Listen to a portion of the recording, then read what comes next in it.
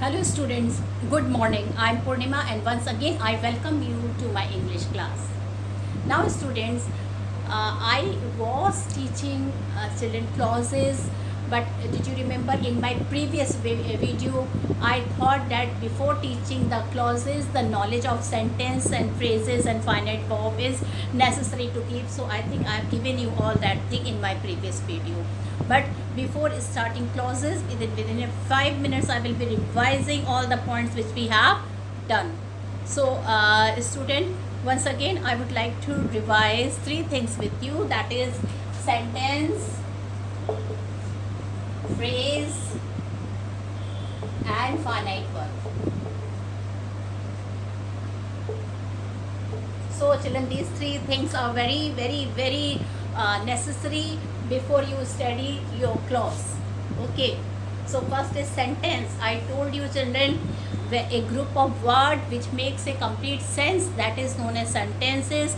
And sentences always start with a capital letter and ends with a punctuation mark. Like children, assertive sentence and imperative sentence will end with a full stop. In the interrogative sentence, children, it always ends with the question mark.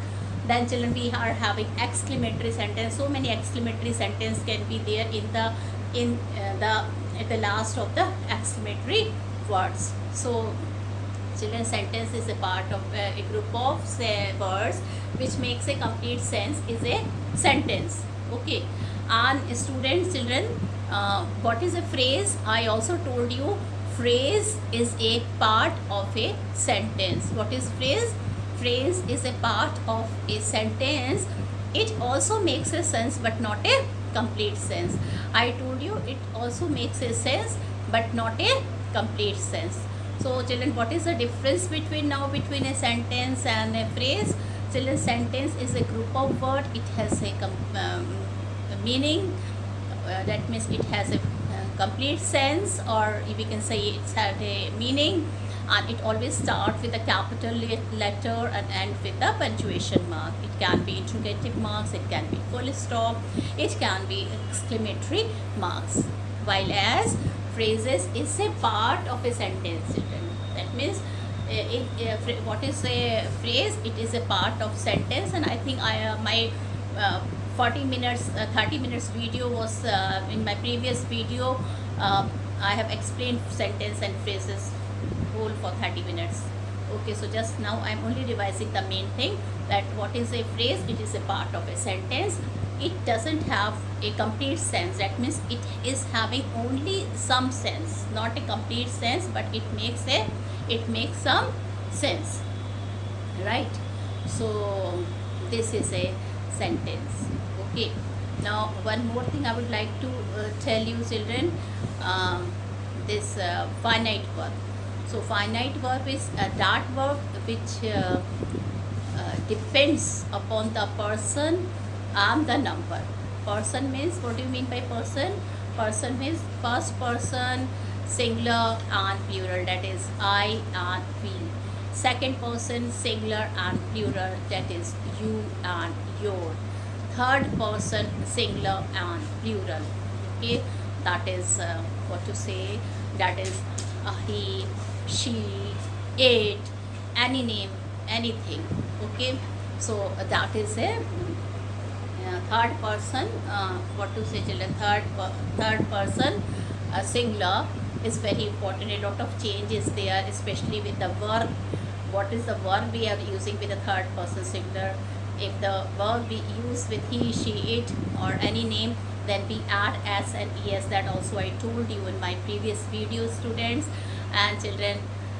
Then children, finite verbs is depend upon the person and the number. If it is singular number, then the verb will be added with the s or es. A rule is there that with a singular subject we use singular verb, and in singular verb what do we use? S or es. Like Ravi plays, we never write Ravi play, because plays is a singular verb. Okay, and play is a plural verb. Rani eats, eats, Children, when we put s or es, when we add these two words, either s or es with the verb, then it becomes singular. So with singular subject, we use singular verb. Like here, Rani eats. Rani, E-A-T-S. E-A-T-S is a singular verb and Rani is also singular. So with singular subject, we use singular verb. Okay, now it is clear to you. And children, with plural subject, we use plural verb. In plural verb, we never add s or es. Like children eat. We will not say eats. We will say children eat. E-A-T. We will not say children eats. It's a wrong English. Okay. So children, finite verb is that verb which changes according to the number and the person. Which number? Singular and plural number. Which persons? First person, second person and third person. Okay. So I think children, in detail I have given more in detail. I have given this knowledge in my previous video. Today's video I am going to start with clause. Now children, you should know what is a clause. And before starting clause, let me give you two examples. Children, in the board I have written two sentences, okay, and we will look at these two sentences, right? So first we will read these two sentences. Sentence 1, let's read a sentence 1 and then we will read sentence 2. Okay. So student, you can see my neighbor. Children, you have to see this thing. My neighbor is a man of great wealth. My neighbor is a man of great wealth. I think you can read it. Okay. Now children, I've underlined here of great wealth. Now children, let me tell you that of great wealth, children, this whole sentence is what it is making a complete sense. It is starting with the capital letter. It ends with the full stop. So this is what it makes a complete sense also. So this whole sentence is a what? It is a sentence. Okay. Why? Because this is a group of words which make a complete sense. It always starts with a capital letter. It ends with a full stop. Right? And children, what else? Children, it is making a complete sense. So what is this? What is it? It is a sentence. Now children, few words are underlined here. What is underlined here in the first sentence? Of great wealth. These words are underlined. So children, this is again a group of words. Though there are only 3 words are there of great wealth, but this is a group of words. It is not making a complete sense.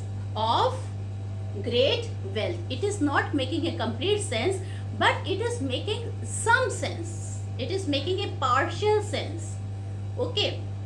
So this group of words, it is making a partial sense. This group of word is making it is making a partial sense. It is not making a complete sense. It is making some sense, right? So children, first of all, I told you about sentence. So this is the whole group of word is a sentence.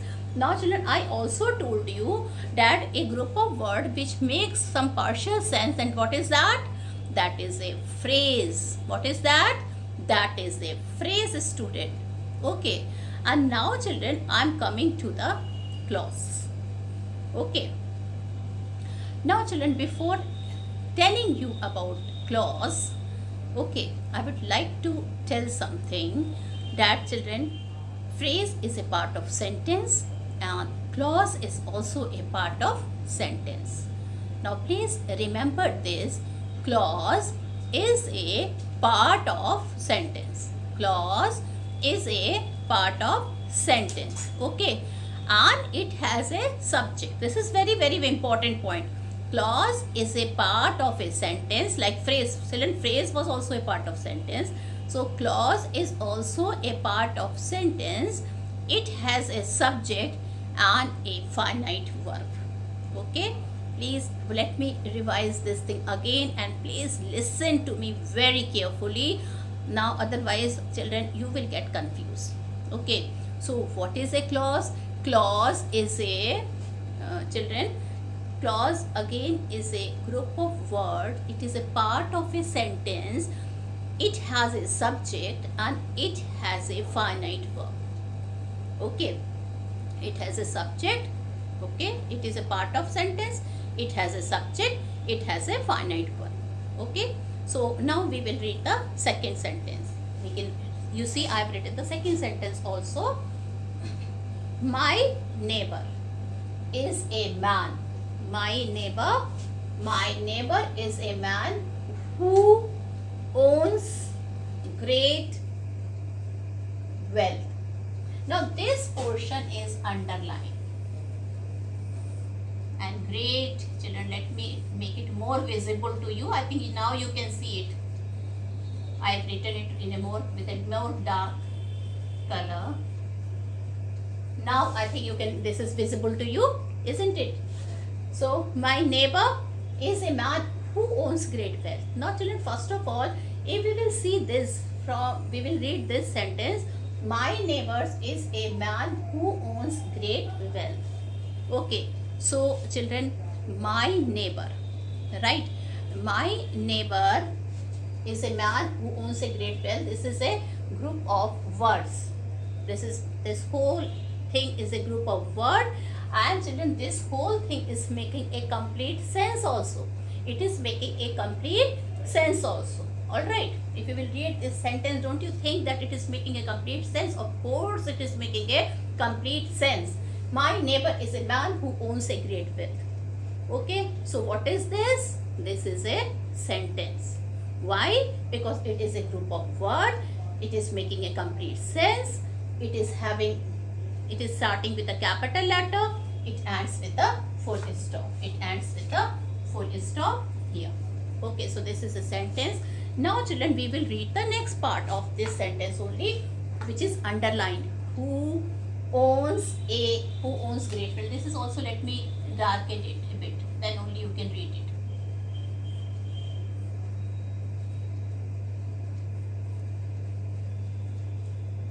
Now you can see children, I have written it in a more dark, with more dark color. Now you can read it easily. Who owns great wealth? Now children, first of all, this is also a part of a sentence. And in this part children, we are having subject. Okay. Now we are having subject children. See. This is a subject. And this is a verb. Okay, this is a subject and this is a verb, right? This is a subject and this is a verb. All right, and children, subject is singular. Who is coming instead of my neighbor? Who is coming instead of my neighbor? My neighbor is a man who owns great wealth. Now children, why it is a subject? Because this is a verb, and I told you about subject. What was the meaning of what is a subject? Noun or pronoun which comes before the verb is a subject. So here who is a pronoun children, and children, it is coming before the verb on. So children, who is a subject here, and we are having finite verb. Why finite verb? Because children, here s is added with the verb. And why s is added with the verb? Because singular subject and singular verb. We are applying this formula here. Singular subject, singular verb. So we are applying this formula here. So children, you can see that this whole thing is a sentence. Okay, this whole thing is a sentence. And student, children, who is a subject here, owns is a verb here. So this once again let me tell you, this is the full sentence, and the thing which is underlined, this is a part of a sentence, and it is this part of a sentence is having a subject. It is also having a verb. So this is a clause, and it is also making a complete sense. It is not making a partial sense. It is not making a incomplete sense. It is making a full sense, complete sense. Okay, so what is a clause? Now you try to understand what is a clause. So children, what is a clause? A clause is a children, what is a clause? A clause is a part of a sentence which have subject and which have a finite verb. Now it is clear to you people? I hope it is clear. Once again I am explaining it. Okay, so children, what is a clause? First of all, clause is a part of sentence. Clause is a part of sentence. It has a finite verb. It also has a subject. Okay, and it makes a complete sense. It doesn't make incomplete sense. Okay, so now I hope, now children, let me tell you, okay, what is a clause. I will be writing the definition on the board and you can jot it down in your copy. Now children, I've written the definition of clause on the board, but you write it down in your copy, and before writing it, please try to understand once again that what is a clause. Now I'm reading it and I will be explaining you line by line, word by word, once again. So children, a group of word, okay, that forms a part of a sentence. That means children, one whole sentence will be there, and children, from that sentence a group of word will also there. That means that group of word will be the part of that particular sentence, and has a subject and a finite verb. This is very important, children. It has a subject, it should have a subject, and it should have a finite verb of its own, is a clause.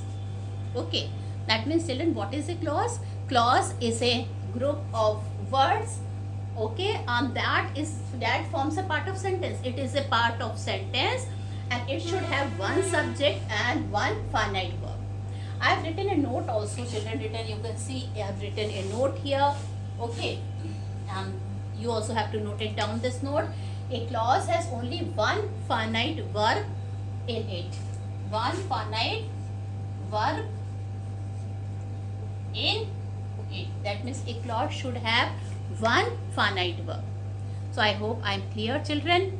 Okay, so what is a clause? Once again I will explain you. Clause is a, children, part of a sentence. Some groups are there taken from that sentence only, so it is a part of a sentence. Okay, and children, it has its own subject, it has an own verb, and that verb should be finite verb. That verb should be finite verb.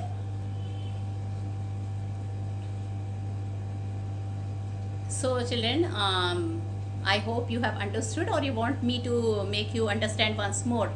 I think I should tell you once more. Okay, so children, once again I will tell you what is a clause. Clause is a group, clause is a part of a sentence. Just only remember three things. Okay, it's a group of remember four things. First point, what is a clause? Children, clause is a part of sentence. Second point, it is a group of word and it makes a complete sense. Okay. Third point, a clause should have subject, a clause should have finite verb. So these four are the points, and this very easy, children. Okay, so now I hope you have understood. Okay, so let's study. Now children, I think I have made you clear what is a finite verb, what is a sentence, what is a phrase, and what is a clause. Okay, so I will be telling you before starting the chapters on clause. I will let me tell you, and you should also note it down, a short difference. What is the difference between a phrase and clause and sentence? Okay, so that difference you should write it, right? Okay, children, I've written few important points on the board, and children, let me tell you what important points I've written. And I think if you people will note it down, it will be easier for you, because now we are doing the comparative stages of sentence, phrase, and clause. Then it will be more easier for you to understand that what is a sentence, what is a phrase, and what is a clause, right?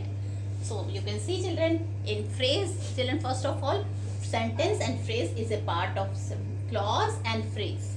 Clause and phrase is a part of a sentence. Remember this, point number 1.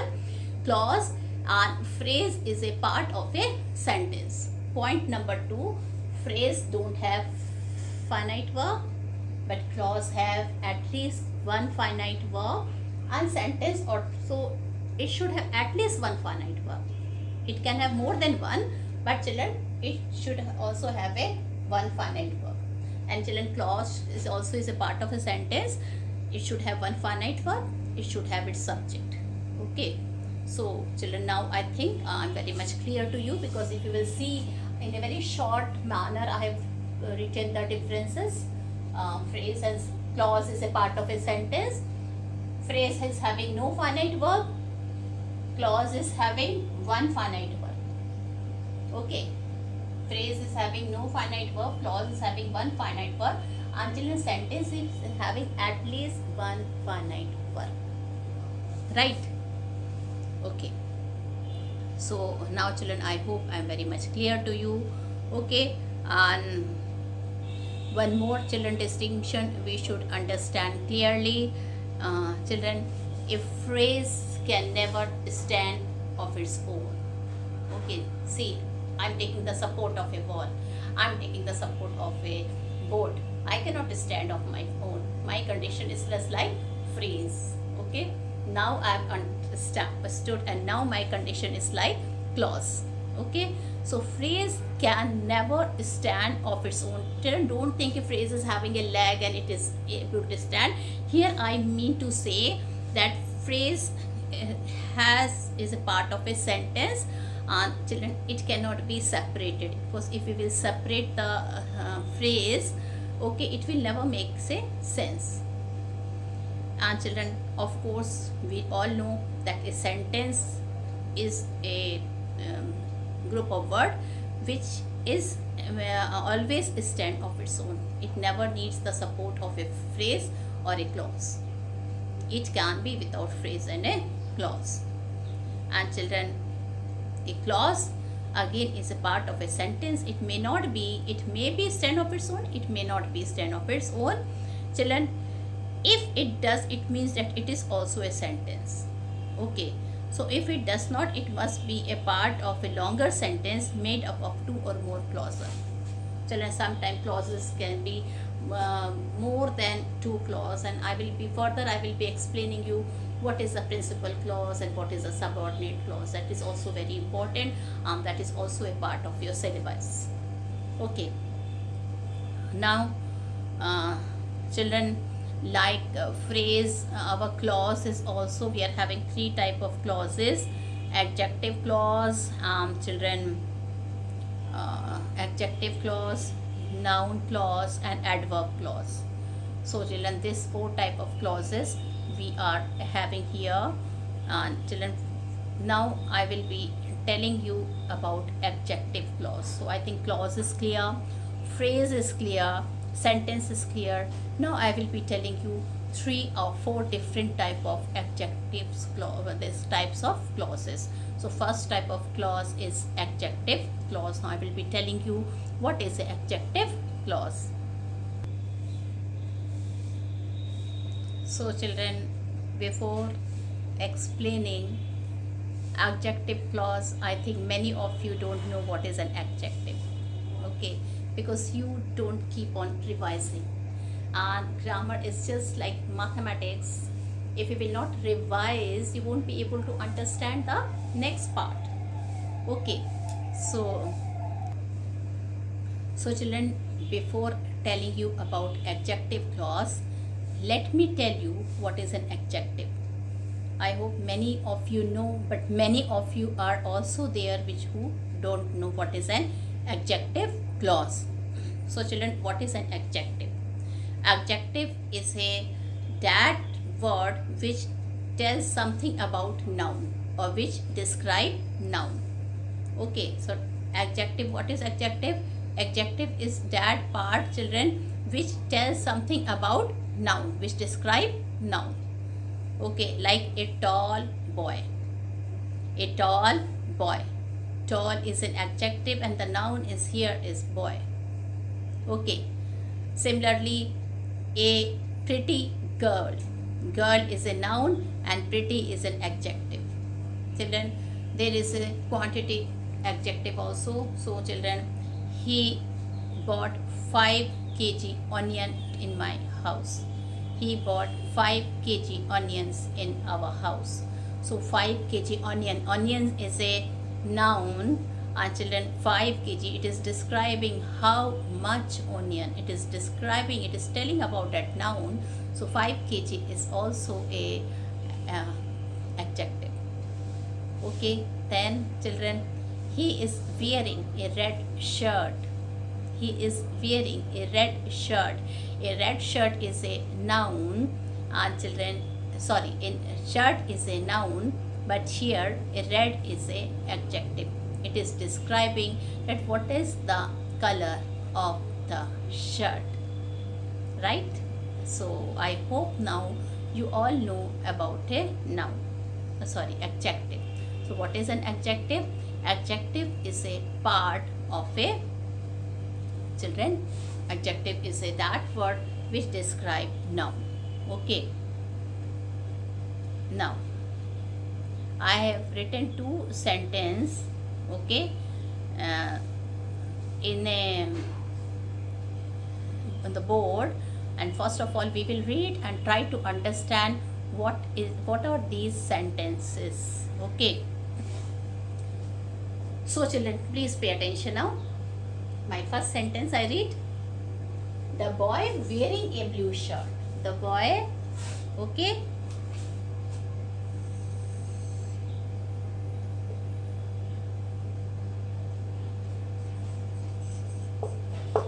the boy wearing a blue shirt.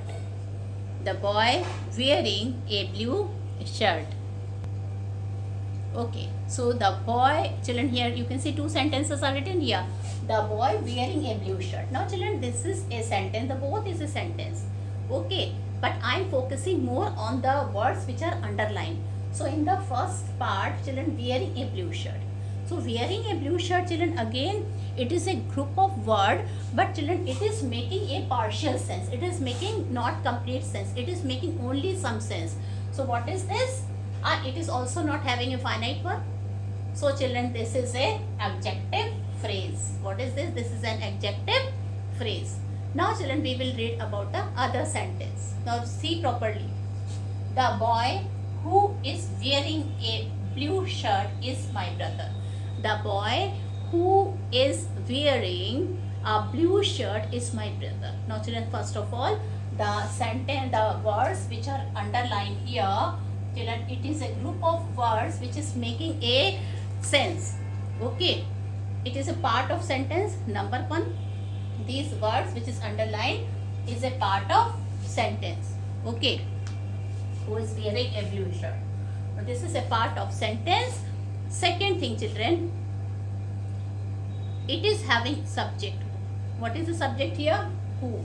This is the subject here. And children, it is having a verb also. Finite verb. It is not having a verb, it is having a finite verb. Because children, R is not written here. Who is singular? So is a singular verb. Okay. If it would have been written here they, yeah, here it would have written R. Okay. So here children, with singular subject we have singular verb. Okay. So children, again children, the words which are underlined is a part of a sentence. It is making a sense. Who is wearing a blue shirt? It is making a sense. Who is wearing a blue shirt? And children, it is having a subject. Okay, it is having a subject and it is also having a one finite verb. So what is this? It is a, what is it? It is a adjective clause. So just now I have told you the difference between adjective phrase and clause. Okay. So what is an adjective phrase? Adjective phrase is a part of sentence, but it does not make any complete sense. It does not have subject. It does not have finite verb. At the same time, children, you can see that push this here also. Wearing a blue sense, it is making a little sense. It is making a partial sense. It is making a some sense. It is not having a finite verb. Wearing is a verb, but it is not a finite verb. Okay, and it is not having a subject also. So this is an adjective phrase. Now if we will see the second sentence is, who is wearing a blue shirt? It is a part of a sentence. It is having a subject. It is having a finite verb, and it is making a some sense. So children, this is a adjective clause. So children, what is an adjective clause? A clause, please note it down, that acts, a clause that acts as an adjective in a sentence is called an adjective clause. I hope I'm very much clear to you. Once again, I repeat, what is an adjective clause? So a clause that acts as an adjective, okay, in a sentence is called an adjective clause. So I hope you have understood what is an adjective phrase, what is an adjective clause, what is a phrase, what is a clause, and what is a sentence. And children, my next video will be again, still I have to say something about adjective clause. I have to tell you about adverb clause. I have to tell you about noun clause. So please wait for my next video. Very soon I'm going to tell you about all this thing. And children, with this I conclude my video here. Thank you and have a nice day ahead.